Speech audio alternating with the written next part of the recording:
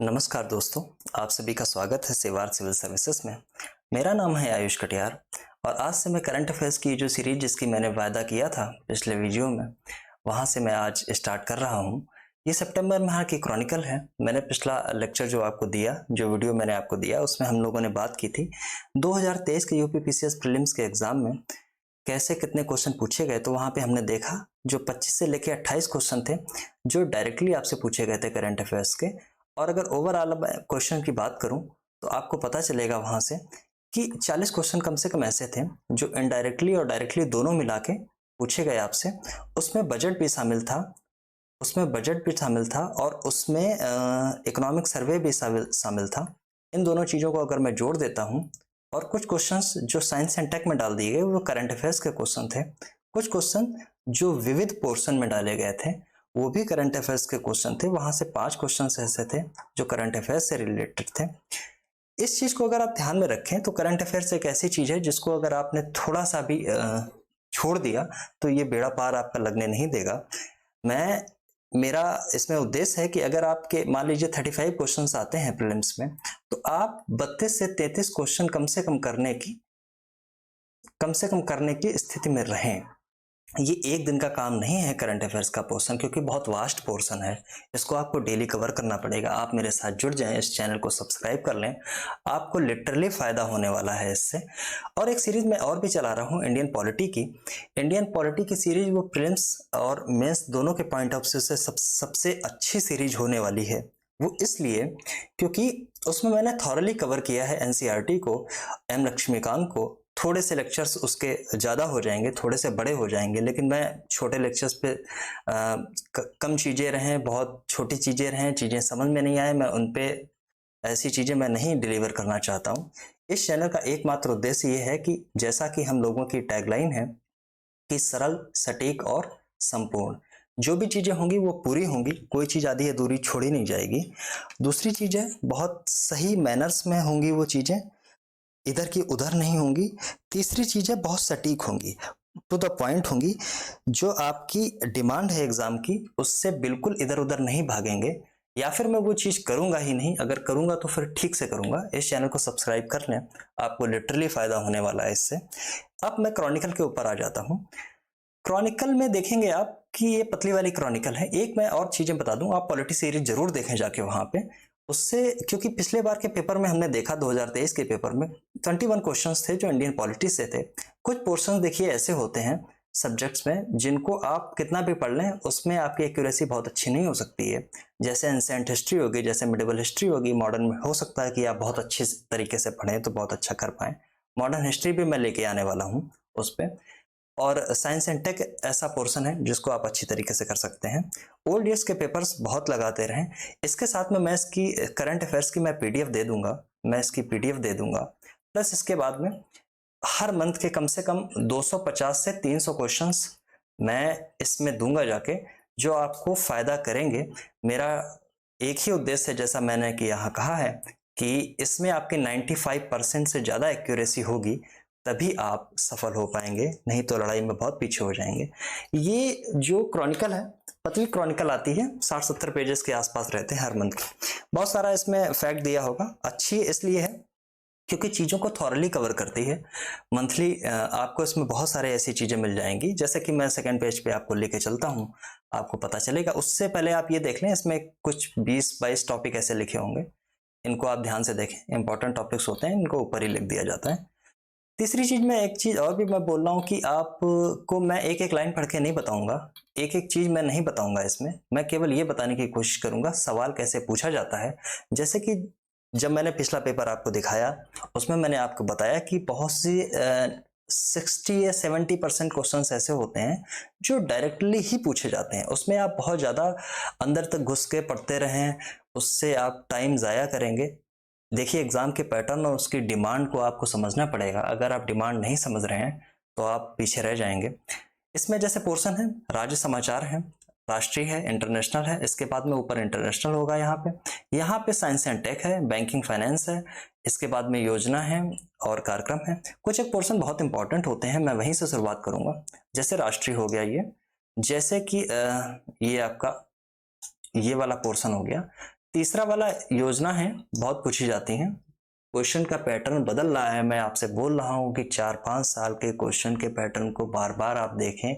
आपने सब्जेक्ट पढ़ा हो ना पढ़ा हो इससे फर्क नहीं पड़ता, आप केवल क्वेश्चन देखें जाके, वहां पे आपको पता चलेगा लेवल क्या है, पूछने का तरीका क्या है, स्टेटमेंट में पूछा जा रहा है, एनालिसिस कराई जा रही है या फैक्चुअल पूछा जा रहा है या मैचिंग कराई जा रही है, कितने क्वेश्चन किस तरीके के आते हैं, ये सब चीज़ें मैंने उसमें डिस्कस की हैं प्रीवियस वीडियो में, मैंने डिस्क्रिप्शन में उसको डाल दूंगा, आप जाके ज़रूर देखें उसको और इस सीरीज से जुड़ जाएं, इसका फ़ायदा आपको होने वाला है। यहाँ से ठीक ठाक चीज़ें आपसे पूछ ली जाती हैं, वैसे ही मैं लेके चलूंगा। राज समाचार में मैं सब कुछ कवर करूंगा, लेकिन जो उत्तर प्रदेश से रिलेटेड जितनी भी चीज़ें हैं, यूपी स्पेशल से रिलेटेड, जो यूपी स्पेशल में आ ही जाती हैं, वो आपको ज़रूर पढ़नी है।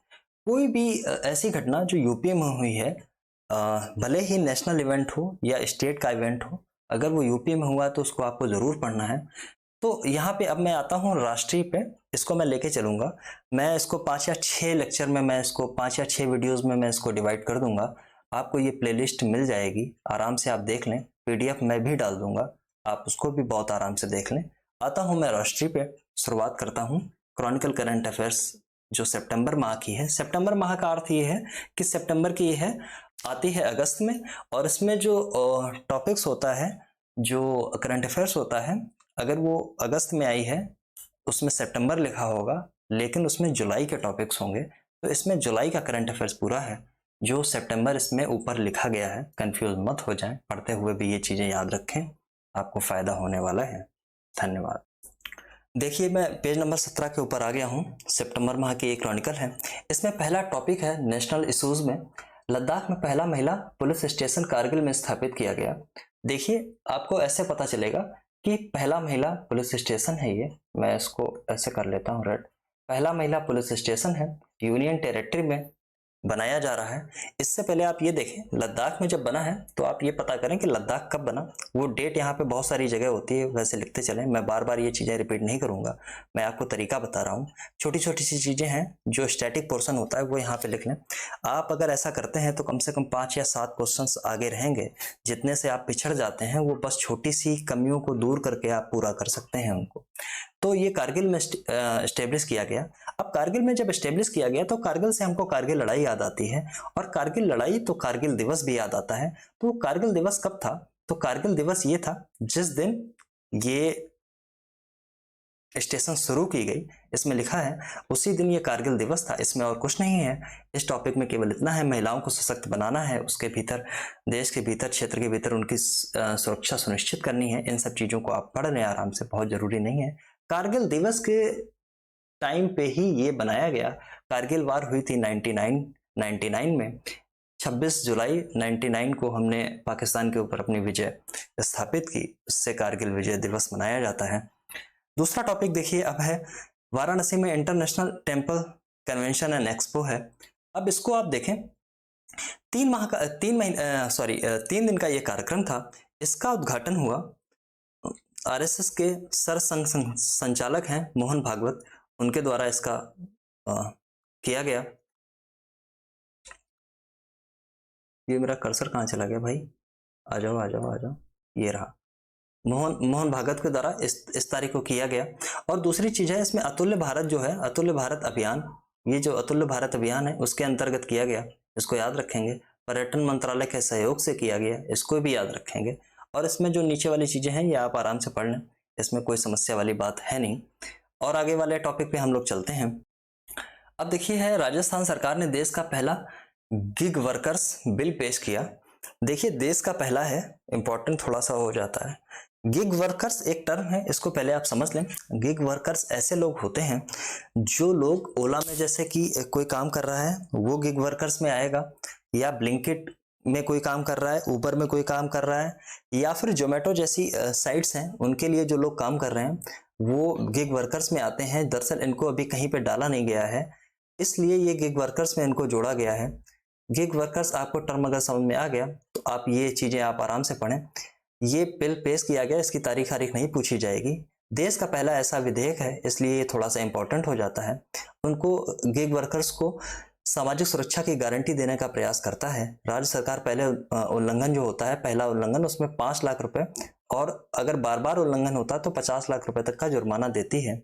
इसमें एक बोर्ड भी बनाया गया है, ग्रीक श्रमिक बोर्ड, ज्यादातर इंपॉर्टेंट है। अगर ऐसा आता है सवाल तो इसमें आपसे ये पूछा जाएगा कि ये जो बिल है ये किस स्टेट ने लेके आया, वहां पे राजस्थान आपका आंसर होगा। दूसरी चीज है, हो सकता है कि ये वर्ड पूछ लिया जाए इकोनॉमी वाले पोर्शन में, इकोनॉमिक्स जो आप पढ़ते हैं उस वाले पोर्शन में अगर हो सकता है ये वर्ड आपसे पूछ लिया जाए, इसलिए आप इसको याद रखेंगे। तीसरे टॉपिक पे हम लोग चौथे टॉपिक पे दरअसल चलते हैं। पारंपरिक औषधियां जो हैं, अगला टॉपिक है हमारा पारंपरिक औषधियों पर भारत और आसियान सम्मेलन। पारंपरिक औषधियां क्या हैं, यानी जो बहुत पहले से हम लोग यूज करते आ रहे हैं, जिसके लिए हमारा मंत्रालय आयुष मंत्रालय बनाया गया, उसके लिए सम्मेलन हुआ सम्मेलन ये 20 तारीख को। कौन करा रहा है, तो आयुष मंत्रालय कराएगा। आयुष मंत्रालय किसके साथ कराएगा, तो विदेश मंत्रालय के साथ ही मिलकर कराएगा, और इसके साथ में आसियान में भारत का जो मिशन है उसके साथ किया जा रहा है। आसियान, जब आपके सामने एक नाम याद आता है तो आपको बैंकॉक घोषणा याद करनी पड़ेगी। बैंकॉक घोषणा क्या थी, या आसियान में कितने देश हैं, भारत उसमें आता है या नहीं आता है। आसियान में कुछ 10 हैं, 10 के नाम नीचे लिखे गए हैं, लेकिन भारत इसमें नहीं आता है। और इंडिया की एक पॉलिसी है जो पहले थी लुक ईस्ट पॉलिसी, बाद में ये हो गई एक्ट ईस्ट पॉलिसी। ये 2014 में मोदी जी ने ऐसा कर दिया कि एक्ट ईस्ट पॉलिसी इस पे लेके आए, ये वाली पॉलिसी को अपग्रेड कर दिया थोड़ा सा। तो ये ऐसा सम्मेलन है, ऐसा 1 दशक के बाद किया गया। किसने आयोजित किया, मंत्रालय, आप याद रखें। देखिए, जब कोई भी काम हो, कोई भी स्कीम आए या कोई भी इवेंट हो, वो किस मिनिस्ट्री ने किया है, किसके साथ मिलके किया है, इसको आप जरूर याद रखें, तो आपके लिए फायदा हो जाएगा। यहाँ पे देखिए एक टेस्ट पॉलिसी है, इसको आप पढ़ लेंगे बहुत ध्यान से। मैं एक एक लाइन इसलिए नहीं पढ़ूंगा, नहीं तो ये लेक्चर 50 घंटे का हो जाएगा, और मैं समझाता वैसे भी कुछ ज़्यादा समझाने लगता हूँ, तो इसलिए समस्या हो जाती है थोड़ी सी। इसलिए आप इसको पढ़ लें। एक्ट टेस्ट पॉलिसी क्या है, आपको ये इंटरनेशनल रिलेशंस में फ़ायदा करेगी लिखने के लिए।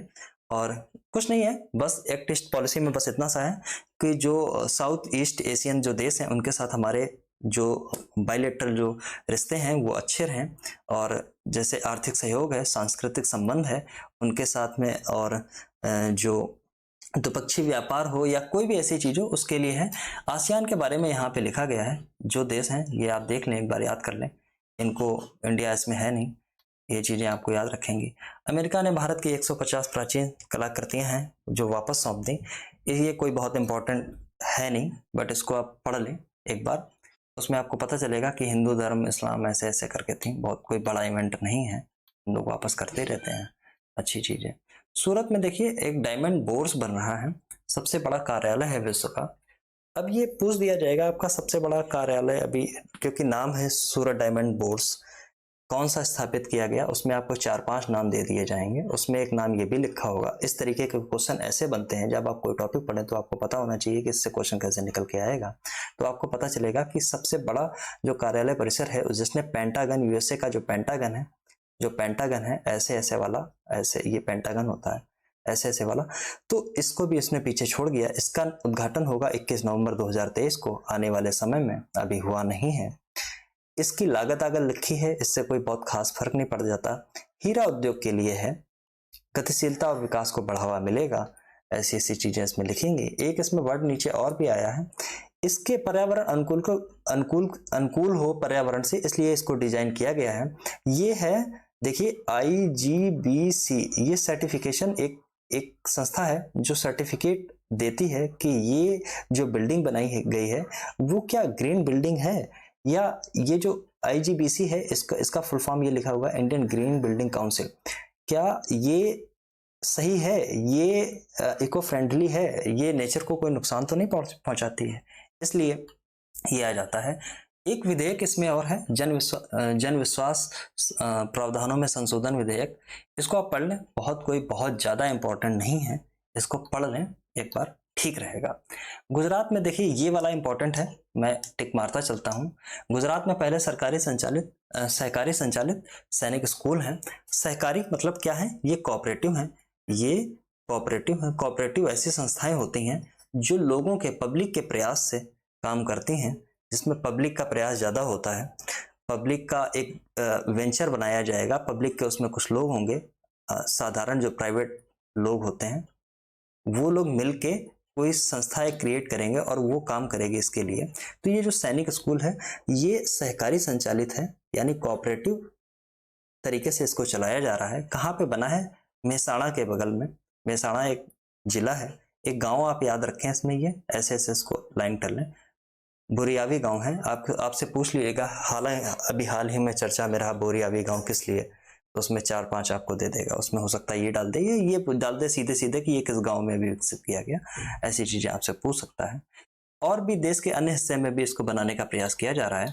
तो और देखेंगे पीपीपी मॉडल, यही जो स्कूल बनाए जा रहे हैं ये पीपीपी मॉडल पे, यानी पब्लिक प्राइवेट पार्टनरशिप मॉडल पे 100 ऐसे नए स्कूल की स्थापना की जाएगी जो कोऑपरेटिव तरीके से चलाएंगे। इसको आप ध्यान में रखेंगे। अब देखिए अगला हमारा करंट अफेयर्स है, नमामि गंगे की वेबिनार श्रृंखला, इग्नाइटिंग यंग माइंड्स, रिजेनरेटिंग रिवर। अब देखिए ये कौन चला रहा है? तो राष्ट्रीय स्वच्छ गंगा मिशन, राष्ट्रीय स्वच्छ गंगा मिशन जिसको बोला गया है एनएमसीजी यानी national mission on clean Ganga. ये कब चलाया गया इसकी तारीख याद कर लें, आपसे पूछा जा सकता है। हो सकता है ये मत पूछा जाए, ये जरूर, ये ज़्यादा इंपॉर्टेंट है। तो ये जून 2014 में इसको स्टार्ट कर दिया गया था। वेबिनार श्रृंखला है, इसमें कोई बहुत खास बात है नहीं।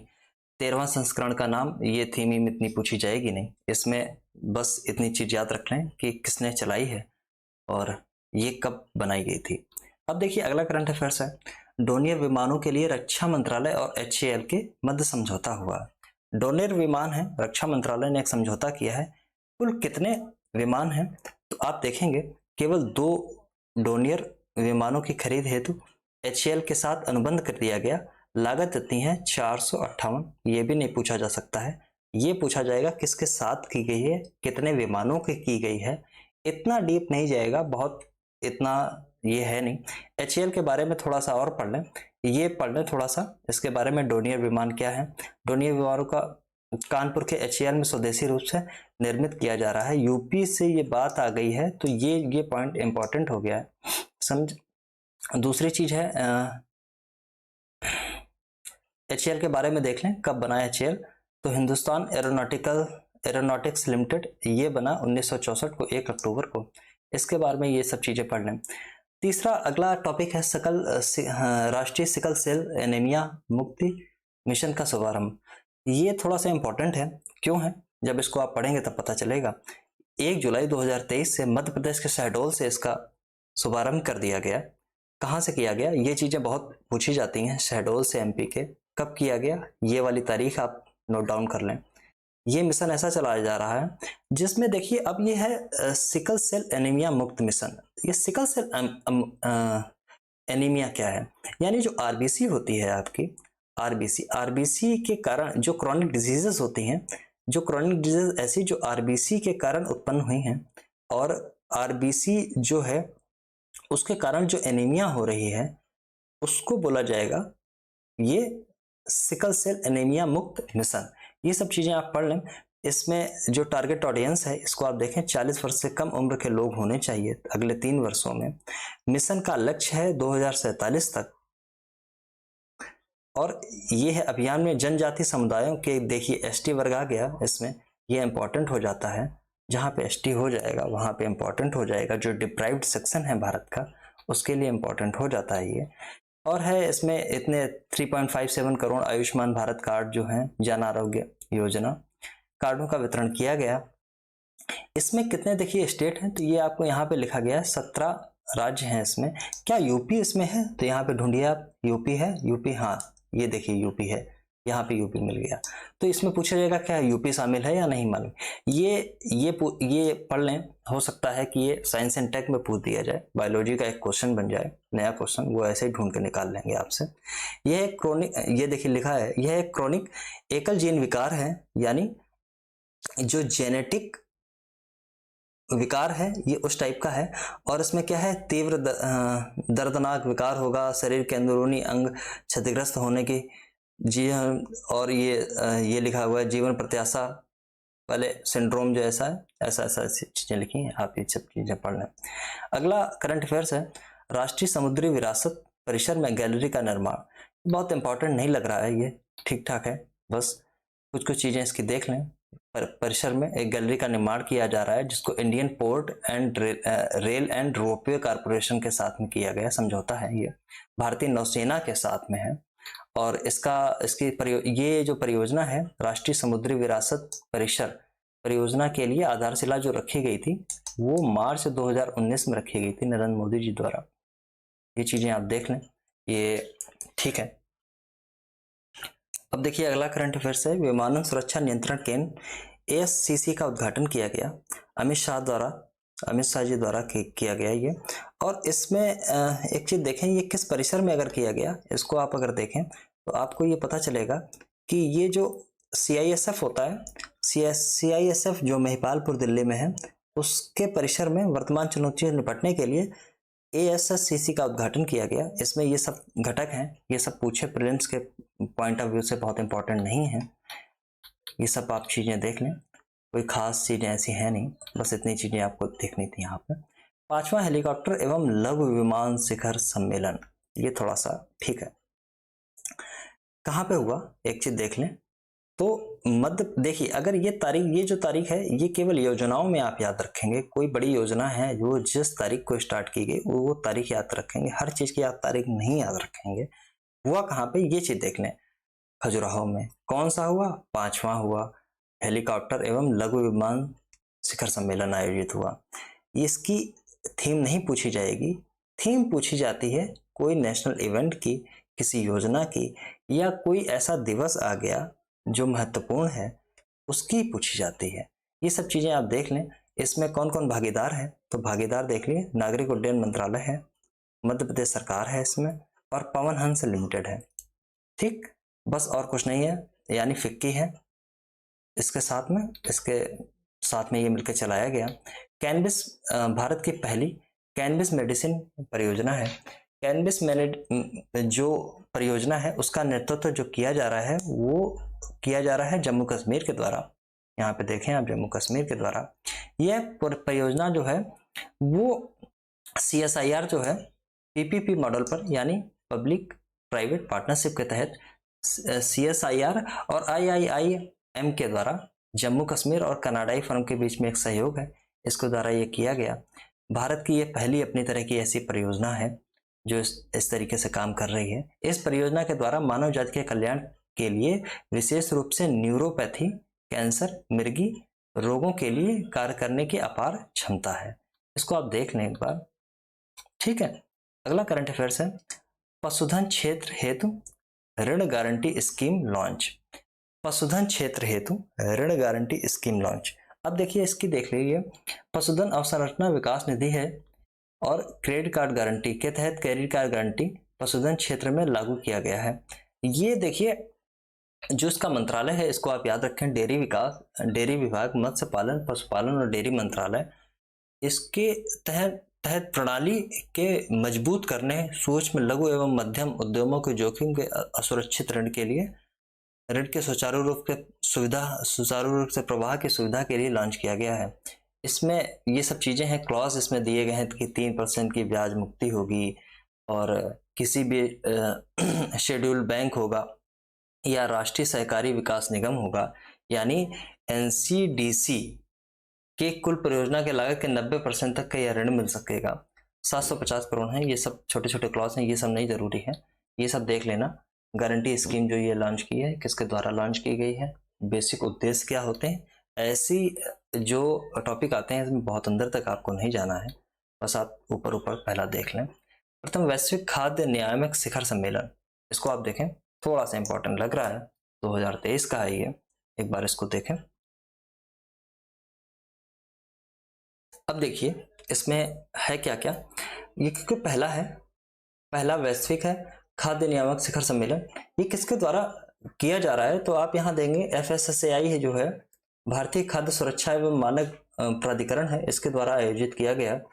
इसमें है कौन कौन पार्टी, तो स्वास्थ्य मंत्रालय है, स्वास्थ्य एवं परिवार कल्याण मंत्रालय, स्वास्थ्य मंत्रालय नहीं, के तत्वाधान में इसके द्वारा किया गया। किसने किया, तो आप देखेंगे केंद्रीय स्वास्थ्य एवं परिवार कल्याण मंत्री डॉक्टर मनसुख मंडाविया ने, केंद्रीय कृषि एवं किसान कल्याण मंत्री नरेंद्र सिंह तोमर ने, समझे।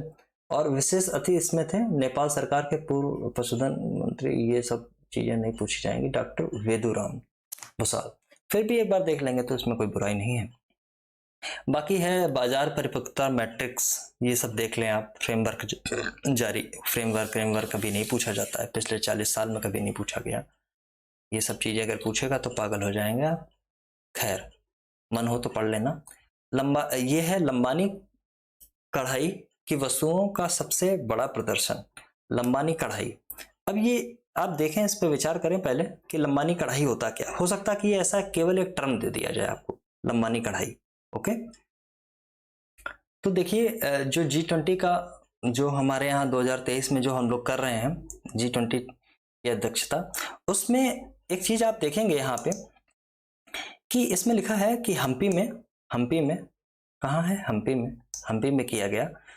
और इसकी बैठक के तहत संस्कृत कार्य समूह की बैठक है, इसमें तहत ये अभियान जो है लंबानी कढ़ाई की जो वस्तुएं हैं उन पर सबसे बड़ा प्रदर्शन है। इसने गिनीज बुक वर्ल्ड रिकॉर्ड में जगह बनाई। इसका विषय बहुत इंपॉर्टेंट नहीं है, ठीक है। अब ये लंबानी कढ़ाई होती क्या है, तो यहाँ पे आप आएंगे, ये दरअसल कांच का या मिरर वर्क है, जिसमें सिलाई है, सिलाई का एक पैटर्न होता है, इसमें रंगीन धागे होते हैं, कांच होती है, ऐसे सब है। और ये कपड़े के ऊपर इसको अलंकृत किया जाता है, एक तरीके की ये कढ़ाई है जो कपड़े पे की जा रही है इन सब चीजों के साथ में।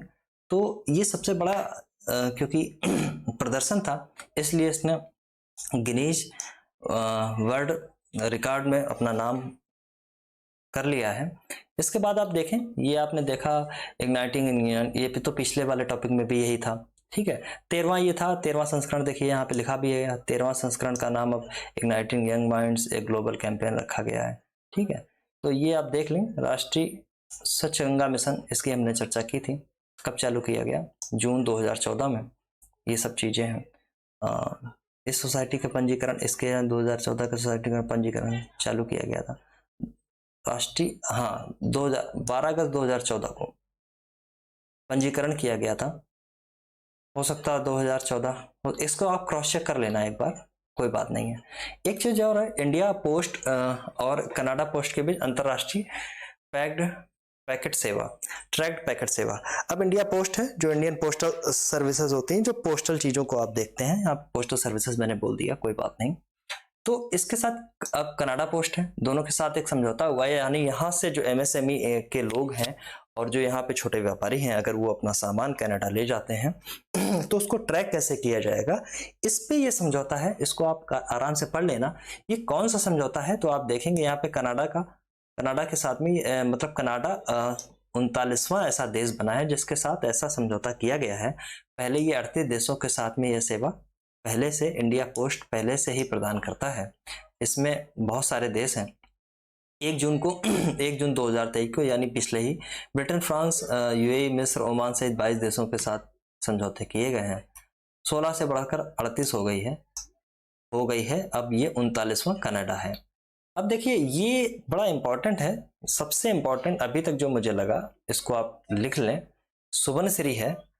सुबनसिरी क्या है? सुबनसिरी एक नदी है, कहाँ पे है? तो असम और अरुणाचल के पार्ट में ये पाई जाती है।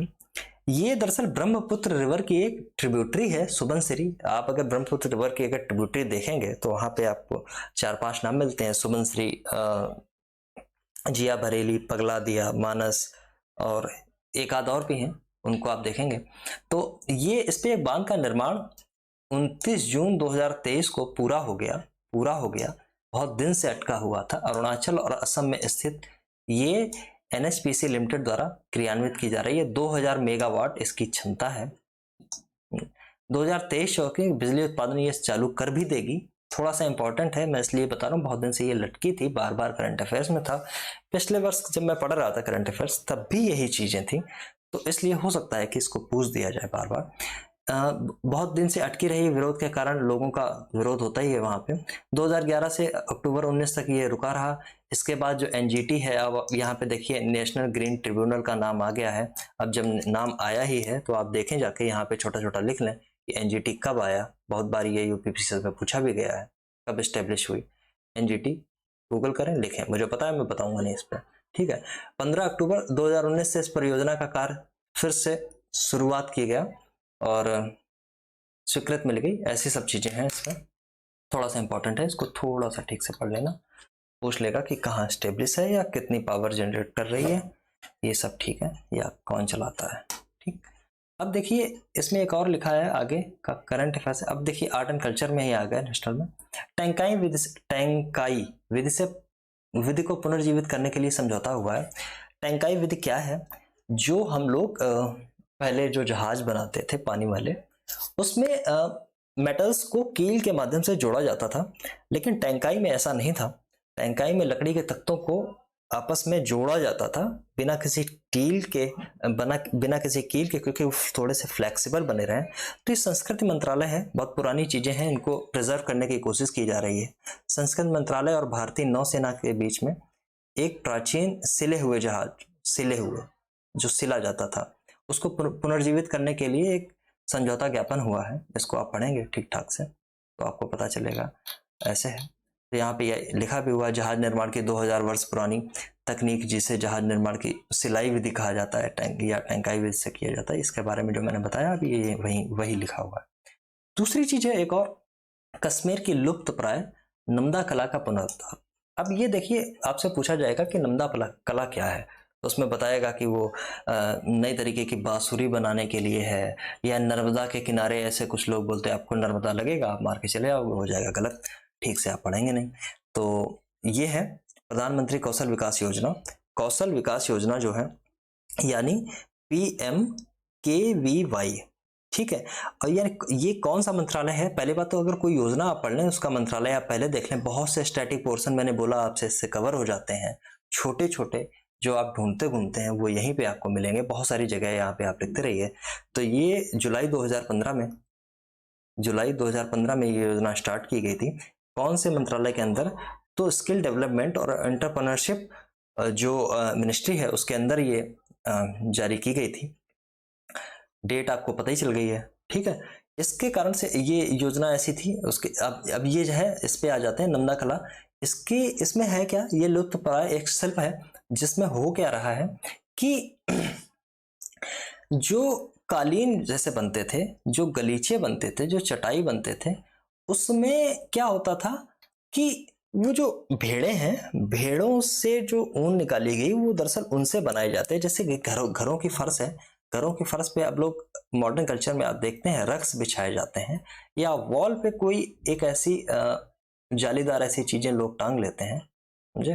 तो ये सब ऐसी चीजें हैं, ये आप इसको पढ़ें तो आपको पता चलेगा कि भेड़ के ऊन के प्रयोग से बनाया जाता है। रंगीन कढ़ाई होती है 16वीं शताब्दी में, ये सब चीजें जरूरी नहीं है। देखिए फर्श की चटाई और ये सब चीजें आ गई आपकी। नंदा कला के बारे में लिखा गया है और इसको देखिए भेजा भी गया है यूनाइटेड किंगडम को, अभी यूके में इसको भेजा गया है, ठीक है।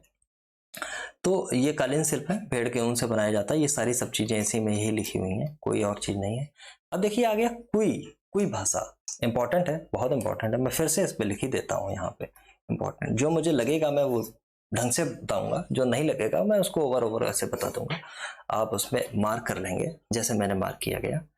ऐसे जब आप बार बार, ये चीजें कैसे आएंगी, जब आप बार बार कोई क्वेश्चन देखेंगे पिछले 5 सालों के 10 सालों के, केवल देखना नहीं है, एनालाइज करना है एक एक क्वेश्चन को बैठ के, किस सेक्टर से पूछा जा रहा है। इससे देखिए क्या है, अब देखिए ये भारत की 8वीं अनुसूची है। भारत की 8वीं अनुसूची में आपको पता है कि 22 लैंग्वेजेस हैं जो दर्ज हैं उसमें। अब कौन कौन से अमेंडमेंट से कौन कौन सी आई है, ये पॉलिटी सीरीज जाके आप मेरी देखें तो उसमें आपको पता चलेगा। तो ये जो एक ऐसी लैंग्वेज है जो कंद समुदाय द्वारा बोली जाती है, ऐसे आप पूछेंगे। उड़ीसा, ऐसे आप इसको मार कर लें, उड़ीसा के कंद समुदाय द्वारा बोली जाती है। और ये द्रविड़ भाषा है, दक्षिण पूर्वी द्रविड़ भाषा परिवार होता है। आप अगर हिस्ट्री में आपने ढंग से पढ़ी है तो वहां से वो भाषा परिवार आपको मिलेगा। अलग अलग भाषाएं अलग अलग भाषा परिवार से आती हैं, उसमें ये द्रविड़ियन एक लैंग्वेज है, उसी की निकली गई है। इसकी मैन्युस्क्रिप्ट क्या होगी, यानी इसकी लिपि क्या होगी, वो लिखी जाती है उड़िया में ही, ठीक है। उड़िया में ही लिखी जाती है। गोंडी और कुई भाषा इसका गहरा संबंध है। ये सब चीजें आप देख लें। 7 लाख से अधिक लोग हैं जो इसको बोलते हैं। अब मैं देखता हूँ आगे क्या है। आगे आर्थिकी आ गई है, मैं इसको यहीं पे ख़त्म करता हूँ। धीरे धीरे मैं लेके आऊँगा इसके बाद इंटरनेशनल रिलेशन। मैं 5 लेक्चर में या 6 लेक्चर में मैक्सिमम इसको कंप्लीट कर दूंगा। ये लगातार चलती रहेगी, आप इसको लगातार देखते रहें 2 से 3 या 4 बार। आप पीडीएफ के साथ साथ, मैं पीडीएफ तो आपको दे ही दूंगा, लेकिन पीडीएफ के साथ साथ मेरी ऐसी कोशिश है कि आप केवल पीडीएफ से इसको मत पढ़ें, आप वीडियो देखें, 3-4 बार इसको देख ही लें। थोड़ा सा फास्ट करके देख लें, 1.25 या 1.5 जैसे भी आप कंफर्टेबल हो वैसे देख लें। लेकिन इसके साथ साथ में आप इसकी जो प्रॉपर मैगजीन है वो जरूर रखें, और उसमें जो मैं बता रहा हूँ क्या इंपॉर्टेंट है, क्या पूछा जा सकता है, मैं इसको बताने में एक क्रम में ये भी मैं कोशिश करता हूँ कि कौन सी चीज़ कितनी पूछी जाएगी, कहाँ से क्वेश्चन निकल के आएगा, समझे।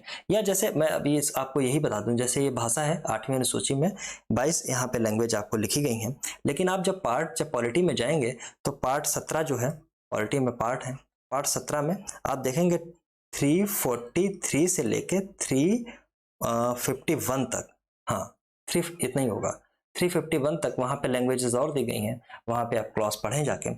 351 में क्या है ये भी आप पढ़ें जाके, नहीं तो इंडियन पॉलिटी सीरीज देखें मेरी, आपको सब साफ हो जाएगा। अगर 21 क्वेश्चन पिछली बार आए थे तो मैंने उसमें 20 सही किए, एक गलत हुआ, वो मेरे ह्यूमन गलती की वजह से हुआ। अगले में मैं लेके आऊँगा कोई और, मैं बता दूंगा, इसकी मैंने लिस्ट बना दी है, आप जाके देख लें।